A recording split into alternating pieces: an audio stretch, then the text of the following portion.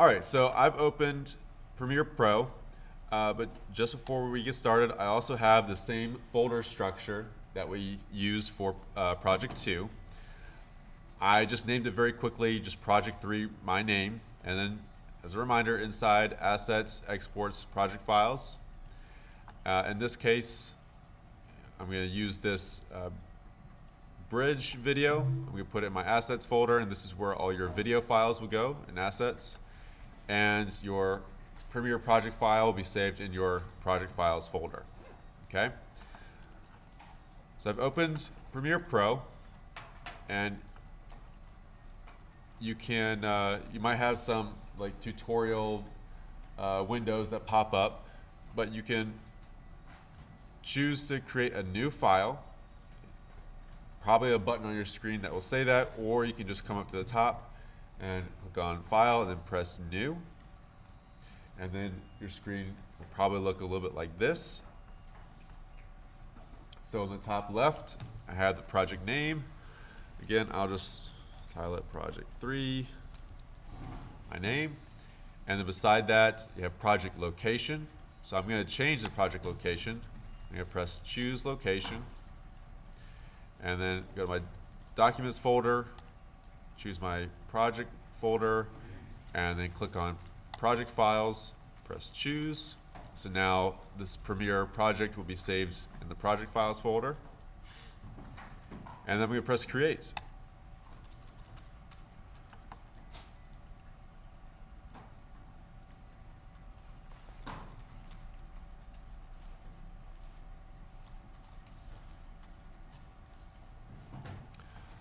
All right, and again, your screen will probably look a little bit different than mine, just because mine is a little bit squished together for this projector view.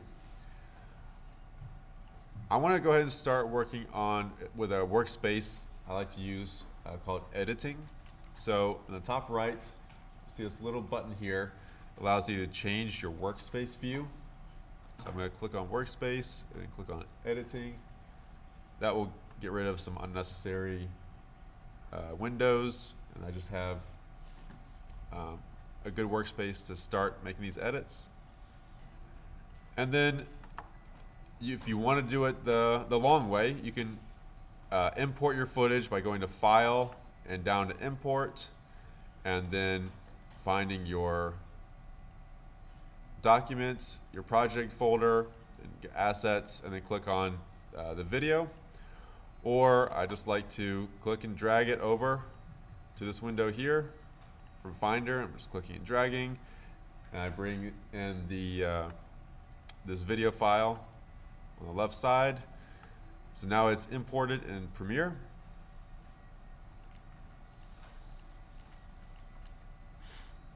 Next, I'm going to go back up to File, come to New, and I'm going to click on Sequence. So I'm making a new sequence.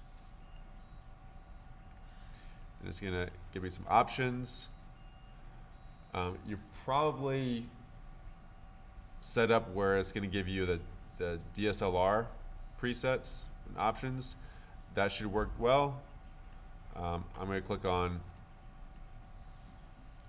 the DSLR 1080p 24. Again, that's the 24 frames per second. And unfortunately, this window is too big, or I cannot click OK. I can just press Enter, and that will work. So now I have a new sequence here in my sequence window. This is basically the same area, just like the Adobe Audition multi-track. So you have these different tracks. I can scroll up and down, but you'll notice they're divided by this line, and above the line you see V1, V2, V3. Below the line you see A1, A2, A3. That is video and audio. So we're no longer working just with audio. We have video as well. So if I click on my imported file, I can click and drag it over. Actually, let me click here and drag it over. So I click on it, it opens it up in a source window. Then I can click and drag it down, and you'll notice as I move this around, it has the two bars. I can move them up and down, and they're corresponding to like V1 and A1. So that's the video track 1, audio track 1, or V2, A2, etc. So I just had this one, so I'm just going to put it on the middle, V1 and A1. It says this clip does not match the sequence of settings. That's fine. I'm going to keep existing settings. And so basically what it's telling me is that this video file is actually really kind of low quality. It's small here. And that's fine. We're just doing this as a demo project. When you are recording your own video with a DSLR cameras, you will not have this problem. This is, again, just something I downloaded from archive.org. So first off, I want to scale this up. So once my video is in the sequence, I'm clicking on it to select it, turns the border white, and then usually at the top here, sometimes it is in different places, but I'm going to look for effect controls. If you don't see it, it may be kind of behind some of these tabs. I can click on this, these little arrows here, and it will show me which windows are open back there. So I'm just going to click on effect controls. I see it right here.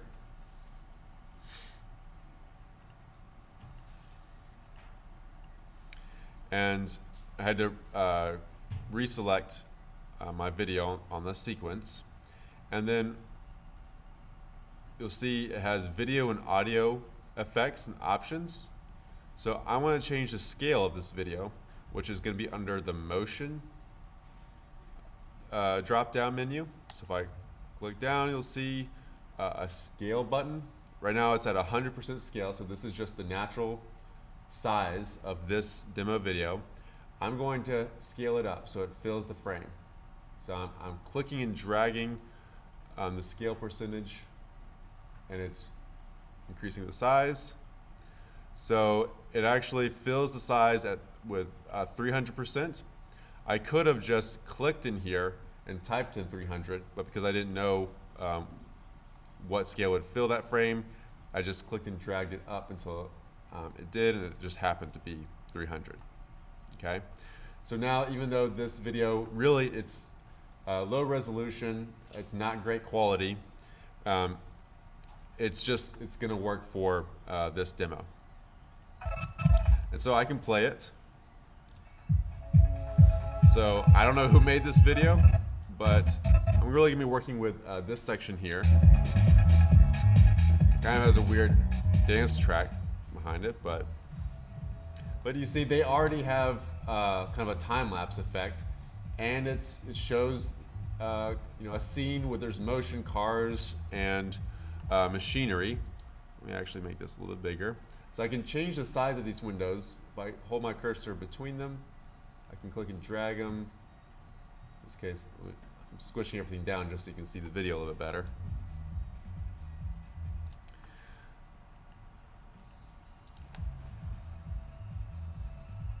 So it's just, yeah, it's a deconstruction time lapse. But classic tilt shift material right there. Okay? So now, just like with Adobe Audition, I can chop up this video clip and get rid of the unnecessary video before this section, which is everything before here. So if I find where this video cuts, let's say I can go frame by frame, move it to here. If I hold my cursor over the left edge of this video clip, it turns into a red bracket. I can click and drag it over. And so now the start point starts right where I want it to. I get rid of all that video at the beginning, and then it starts right here. And I can then move this clip all the way to the beginning of the sequence. I can do the same thing with the ending. So I want to get rid of this kind of outro card. Let's end it right here. Hold my cursor over the right edge, I get another red bracket, click and drag it over. And now I just have this one section. Now you can also chop it up with the razor blade tool, just like in Audition. Although the keyboard shortcut is different in Premiere. I believe it was the keyboard shortcut of R on Audition. For Premiere, it is keyboard shortcut C, which is probably for cut. So let's cut out this section again. Wherever I put my playhead, I'm going to put it right here, and then I have the razor blade tool. It's going to line up. It's going to snap to where the playhead is. Click, and notice it just made a cut. You see the line here, just made this cut. Now I can select this side and just press delete, and it deletes everything before that was selected before that cut. I can do the same thing over here. Make a cut, select it, press delete. That's another way to chop up these video clips. Now, definitely don't want this audio in the background. So I'm going to mute A1. So let me expand this a bit.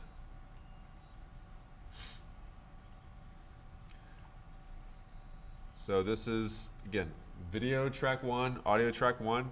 They are synced together. I don't want to hear this audio, so I can just click on the M. It mutes this track. Now when I play it, we obviously do not hear any more audio. So this up here. So if you want to separate the video from the audio, I've selected it, and you'll notice it selects both of them together. If I right click on it, I can scroll down and press unlink. Click on that, and now I can select one or the other. And then, so if I want to just delete the audio, I select it, press delete. So you don't even have to mute it. I mean, just pressing mute is an easy way, but you may find out you just, it gets complicated with, it's different muted tracks. So yeah, sometimes it is easier just to unlink, delete the audio, and now I just have the video here. I'm going to pretend that these are two separate video files, even though I know I cut them up from the same one.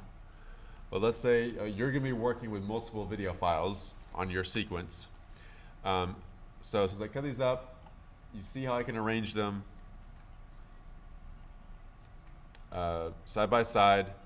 You can also move one over the other. So I can move, let's say, these two video and audio track 2, and then I can slide one above the other. Now what this will do is a little bit different than Audition. So when you had audio files stacked one over the other, they would be playing at the same time, and the audio would mix together. With video, you don't have that. You only have one or the other playing. So with the top, or the above-most video track is what you will be seeing. So even though this bottom one continues to 54-second mark, I will not be seeing this one because this one is above it and it is covering this video. So let me bring this down. You can see. So this will act kind of like a cut. So right where this one starts, right here, you'll notice it cuts between the two. Even though this one is still playing back here, the top one is above it, so we only see that video. So you can start moving these around. Now, for a project like this, you probably won't really have to do it that much. You could just keep everything on one video track, just have one clip after the next. So it's just a sequence, this one to the next one, and so forth. you know, I imagine that will be a completely acceptable way of working for this project, because you will only have, I mean, you could have more, but you'll just have at least a title card and 5 scenes. So that's one. Title card will act as a clip on the sequence, which I'll show you in a second, and then just 5 clips after that, and that's it. It can just be one after the other. It doesn't have to be really complicated. All right, so this is how you start moving them around. Just in that section is just like Audition, just moving the clips around in time. And you can scroll with the scrubber here, the playhead. Now this one is already a time lapse. It's already sped up, so we'll speed it up even more, just as a demonstration. Just know that yours will be like a normal time, and then when you speed it up, it will look better. So to do that, I'm right-clicking.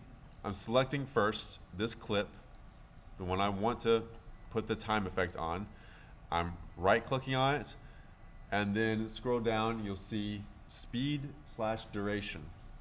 So I click on that. And this is where you can change the speed either by changing the percentage or just telling it what duration you want it to be at. You can also reverse it. But in this case, we're going to increase the speed by 200%, so we're doubling it.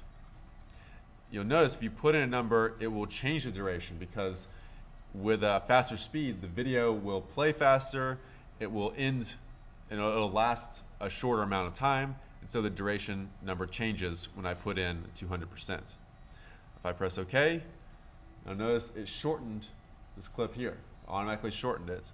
So now this should be playing really fast. Yeah, it's just, you can really tell by the machinery here. If I undo it, you can just see it moving a little bit slower. I know both ways are sped up and fast. Let's actually try it. I'm going to go the other way and make it slower. You should really be able to see the difference that way. So again, select it, right click, speed duration. I'm going to change speed to 20%. Make it really slow. Press OK. But because of the time-lapse nature of the original video file, it will probably end up just looking choppy, but we'll see. Yeah, so it looks, it's not a smooth, slow motion. It just looks like one frame after the next. Yours will be smoother when you're working with video files that you record with the camera. Okay. Everyone got that? How to speed or slow it up? Okay, so I'm actually just going to keep it at this speed right here. And next up, I want to start adding the effects, the tilt shift effects. So over on the window, on the left side, yours may already say effects, which is different than effect controls. Mine does not. So if yours does not, come up to window. And okay, so effects is checked, so it's probably a different window, maybe down here. Yeah, okay. So if you don't see it there, you can click on it, and it should show you eventually where it's at. Might be on one of these other windows. You're just gonna be looking for a tab that says only effects. Change this here.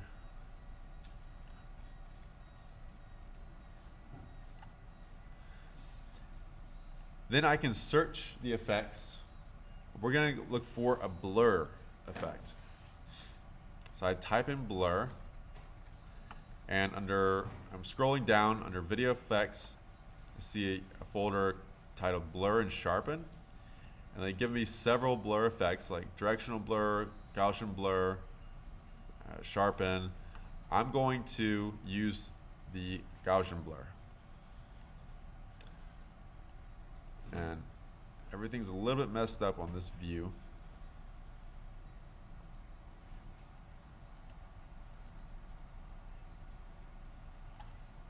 Move this one up here.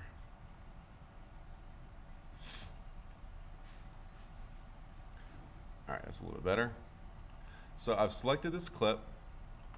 I'm going to click on Gaussian blur, and I'm going to click and drag it over onto the clip in the sequence.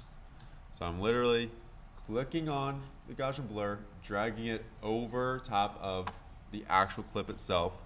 The border will turn black, I let go, and it should be on there. Now, look for your Effect Controls window. It's back here.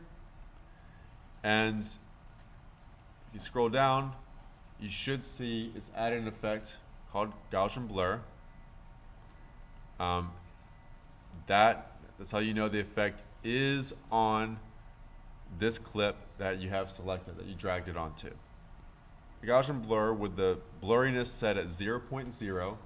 If I click and drag it over, you'll notice the effect very quickly. It starts blurring the video image. I can change the level. So I'm just going to set, random amounts right at 42 for now. And this tilt shift effect is going to be made by masking. So what I mean by masking is I'm selecting specific areas over the image where the effect will be applied onto. Okay? So in this case, for the Gaussian blur effect, I'm going to use the pen tool, which is this little icon right here. If I hold my cursor over it, it says free draw Bezier, but it's just a pen tool, just like using any other Adobe program. Click on it, and then I'm actually going to change my magnification here so I can see the whole thing. So it's okay if it's small. I'm just trying to get the shape. So I'm going to click on the outside. I make an anchor point. Now I'm going to click over here, make another one. And notice it connects the two of the line. Click above, and then I'm going to connect them by clicking on the first anchor point. Okay, so it just made a mask. Now if I zoom back in, you'll see this area inside the mask has the blur effect applied onto it, and the rest does not. The rest is in focus. Okay? Right now, it's a really sharp delineation between the blurred area and the in focus area. A part of getting the tilt shift effect is to make it look like a camera lens blur. So we have to have it be a smoother kind of fading out of this blur effect. You can do that by changing the mask feather. So back over on my effect controls. When I made the mask, it says mask 1 under Gaussian blur. And then you'll see a little option that says mask feather. Right now it's at 10.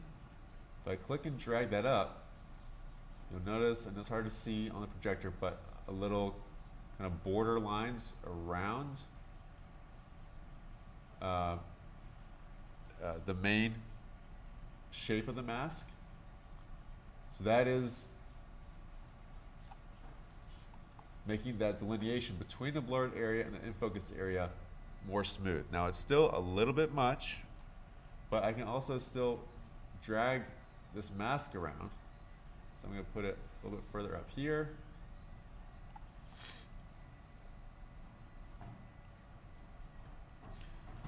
And then I'm going to start adjusting the blurriness level. Take it down so it's not Let's try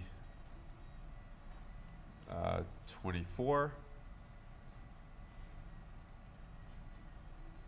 Okay, that's a little bit smoother there. Now I have to do the same thing on the bottom side. And it's okay to have a diagonal. It doesn't have to be just straight across. It actually works a little bit better to have it to kind of in focus area be a little bit at an angle. You can also change it later. If I click on the anchor points of the mask, I can click and drag them around individually so I can change the shape of the mask. All right, to make the next one, change the size again.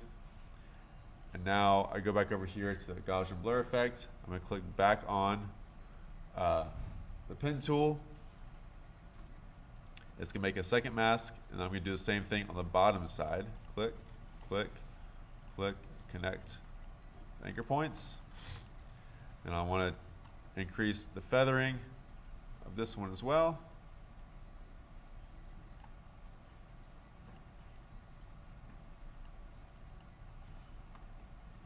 And now you'll see it has the blur effect at the top and at the bottom. Might even take the blur down just a little bit.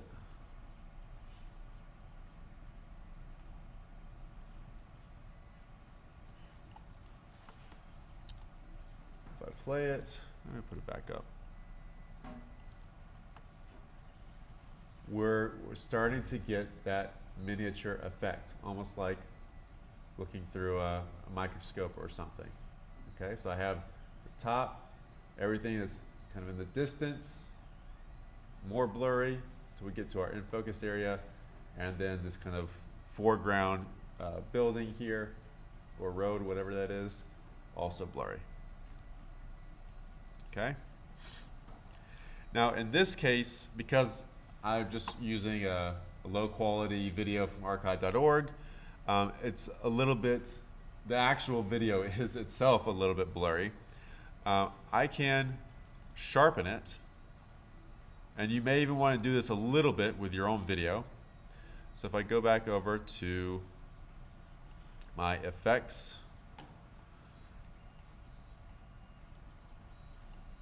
window, oh, it's over here now, everything is getting moved around. I can put on the sharpen mask onto that same video clip, clicking and dragging it over, let go.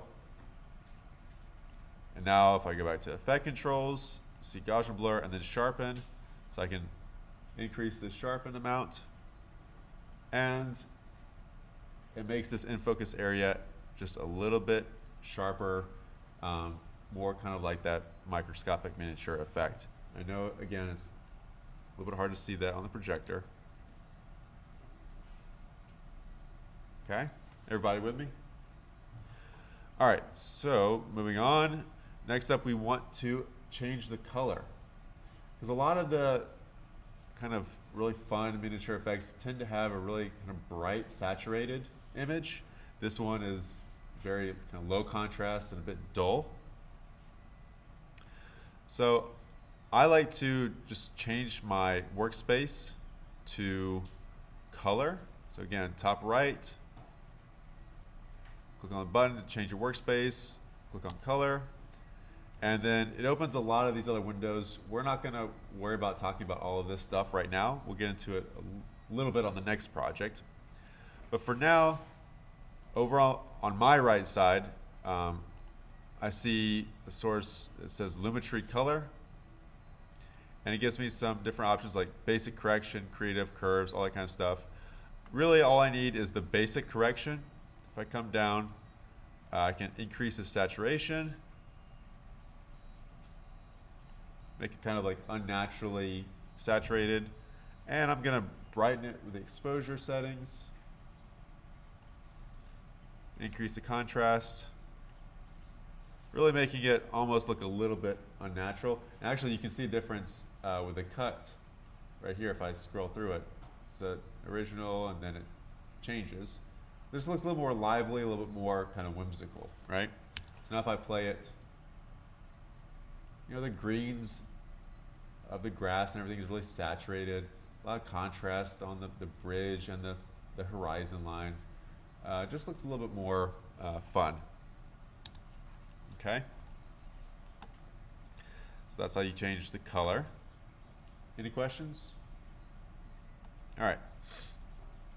I'm going to go back to my editing workspace. Now I'm going to make my title card. So I'm going to delete this clip here, which was that unnecessary section at the beginning. And then somewhere around here, I'm going to come up to graphics and titles at the top. Now I'm going to come down to new layer, click on text. And it'll automatically make this new text layer here. Make it a little bit bigger. Now if I double click on it, I can click on it a few times, double click a few times. I can put my cursor inside and I can rename it. Let's say this one you can actually name something different. You don't have to put in project 3. Let's say Birmingham tilt shift. Enter by Ryan Meyer.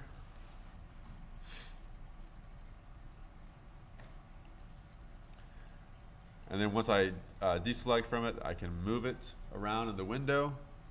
If you want to change your type settings, you go back to your effects controls, and then you'll see a new section pop up for graphics, and then a little drop-down menu for the text.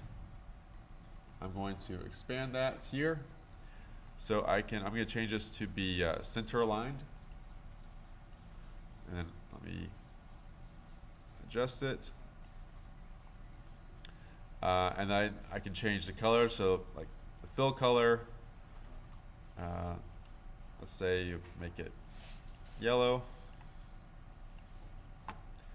You know, I'm showing you what you could do. I'm not saying this is what you want to do, but this is just how it's done. I can change the font. Let's try, I'll do Roboto.